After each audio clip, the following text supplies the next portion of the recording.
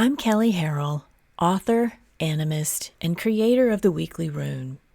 Soul Intent Arts is my soul-tending practice, and you're listening to What in the Weird, my podcast in which I talk about runes, animism, soul-tending, and death-walking, and how all of those are in relationship on my path.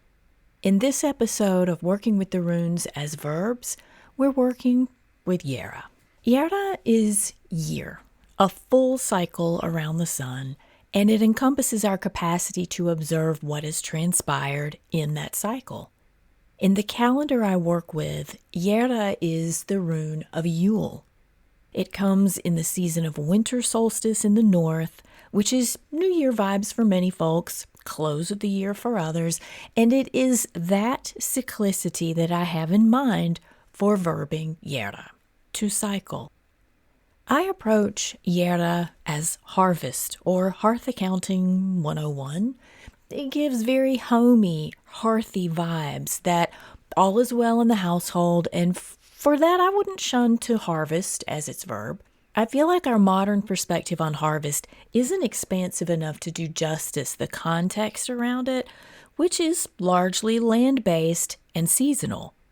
Harvest is generally a celebratory time. The resources are there. The work is paid off. The relationship between land, ecosystem, human persons, all of it is in good stead, and the balance of that relationship is producing rewards for all involved. The way I describe Jera in Runic Book of Days is, Jera is year in the understanding of the sun cycle. Dreaming, planting, cultivating, reaping, benefiting, giving, dreaming again. When Jera comes up in a cast, the emphasis of that cycle is the harvest or hearth accounting. In short, finally there's payoff. Jera comes at the time that we've reaped the benefits of hard work and find ourselves in a position to make choices in how we move forward with abundance and awareness. I think the big takeaway from that is at the point of Jera in the Futhark, we experience reward for our work. We had this hint with Ansus that our agency has impact, but Jera really shows this through commitment to time and place space. We have the vantage point to assess what approaches to our work were functional, what ones weren't. We can employ new strategies. We can totally change tack and go in a different direction, take a totally different approach, or do absolutely nothing. That's the thing. We have the perspective to sit back, organically evaluate the whole dynamic, and make the decisions we need to in how we go forward. In this way, with Jera, we can find the tools that work, the ways of being that hold us, the ones that really meet our needs. What I find most significant in the seasonality of Jera, amongst the observations of close of one season, opening of another, is relationship to land. In a literal ancestral sense, harvest didn't exist without being in good relationship with ecosystem. When we talk about harvest, it's all about cyclicity, which is another way of saying sacred order. It's a focal point in the wheel of the year, for which we can experience oneness through the reciprocity of land-based relationship. Even in a modern understanding of cycles, being relatively removed from nature, we still live in response to the seasons. Specifically in the time of Jera, our relationship to place space is front and center, along with embodying ecosystem and feeling that sun transition from darkness to longer light.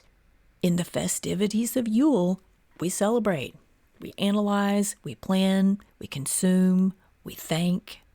How we honor this season helps us feel aligned with sacred order. We feel one with place and timing, which is a deep honoring of cycle at the most divine levels. In Runic Book of Days, I call Jera a second wind. It's the gap season. It's the reprieve before spring, the time to get things in order to plan for the next year. What's interesting about Jera aligning with Yule for me is the conflict between that land-based cyclic pull to slow down with the settler culture shove to speed up. Jera is the time to sit with the fruit of the year, to enjoy it as we close in on the dead time of winter. We need that holy space. Our dead need it too. They need us to do that work to remember, honor, and in some cases, release them. It's the time to behold our bounty as we embrace the shadows of the dark season. In fact, maybe we have a surplus of resources at that dark time so that we don't have to worry where food is going to come from while we do our death walking and shadow work. Maybe that's a built-in feature of winter that we don't get to partake in because our culture doesn't make room for us to. We're also supposed to have the reprieve to feel sustained while we brew possibility for what we may plant in the coming sun. Yet, culturally, we skip over that, and even maybe more sinister is we try to make all of the year the same. We neutralize season through grind culture. Go, go, go.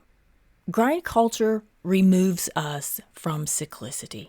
It lies to us and tells us we and our ecosystem are the same all the time, all year round, when in reality our every sense of play space screams otherwise all day, every day. There is no cyclicity in grind culture, because if there was, it would have to honor slower times, times of stillness and enjoying what has been produced. We can't Jera and grind culture. That fevered pace takes us out of play space, out of our ecosystem, out of our land-based identity. We really struggle with stillness and spaciousness, with what we perceive as open or vacuous. We've internalized that empty means inanimate, when really it means disanimate. Emptiness is still a being with presence. It is life force. And for that reprieve, after harvest, before planting, in the gap time of Jera, it's its own kind of time untime, when we're primed to experience spaciousness and even go one step beyond that, not rush to fill it up. We see openness, we feel it, and our immediate reaction is to fill it or to ache until we fill it. We aren't comfortable with spaciousness at all, and that fact, that deep gut-level stillness visits with Jera during the most chaotic time of year is telling. Everything seasonal is hibernating. It's redirecting its energy to the roots, to its unseen.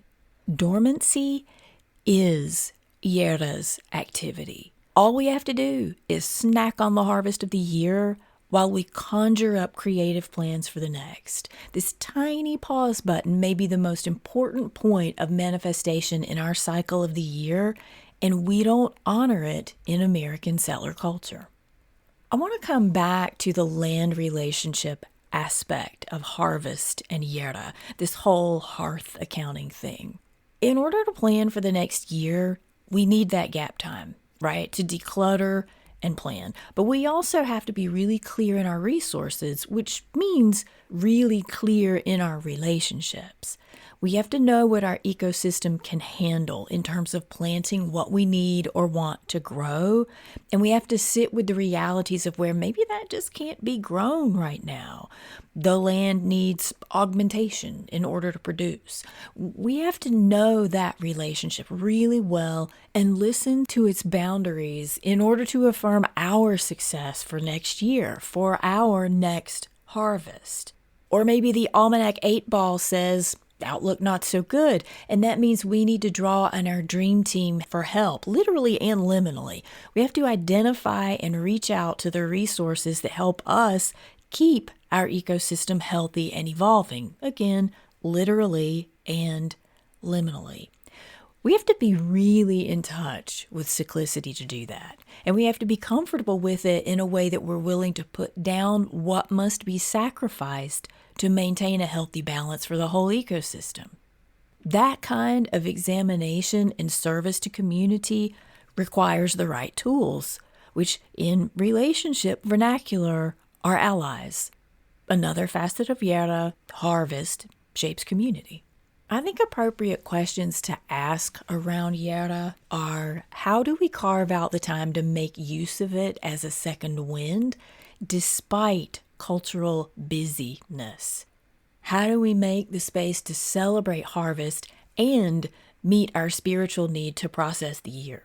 Like to figure out our dream team as we plan to go forward in the new year. The challenge of Jera is to be accountable to our own process, and humans don't do that when things stay the same. We're not good at initiating change. We get complacent and bored, even when we know the status quo isn't working. But what we learn with Jera is that we don't have to initiate change because ecosystem motivates change for us. It gives us cycles that prompt us to best behave in certain ways at certain times. In this way, in modern culture, Jera has some trickster qualities. It challenges us to realign ourselves with natural cycles that aren't easy to align with and maintain our place and pace in settler culture.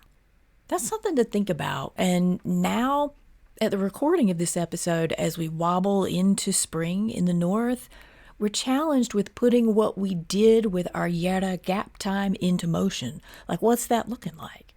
How is the best way we spent Jera last season going to inform how we spend it this season? Wisp of light into the dark unknown, both are allies in my success.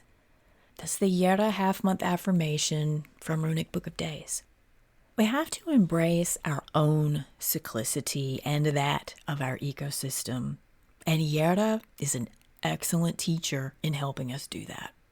Thank you for listening, especially to the Runes of Change community members who make What in the Weird and the Weekly Rune possible with their financial support. You can receive the Weekly Runecast by subscribing to the community on my website, soulintentarts.com, by clicking Join in the top menu. In the community, we're currently holding a monthly runes class called Rune Vetir and Land Vetir, and current members will get a look at the galley copy of my upcoming book, From Elder to Ancestor, which, speaking of, comes out June 4th. It's available for pre-order now, anywhere you buy books, online, off shelves. You can find excerpts of it and posts on my website.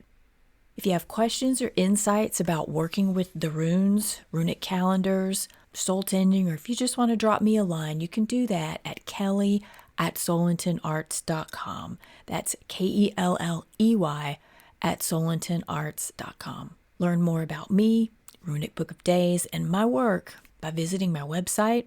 I'm most often on Instagram at Kelley Soul Arts. Check out previous episodes and find detailed notes on this episode on my website under the menu option Learn Livable Rune Lore.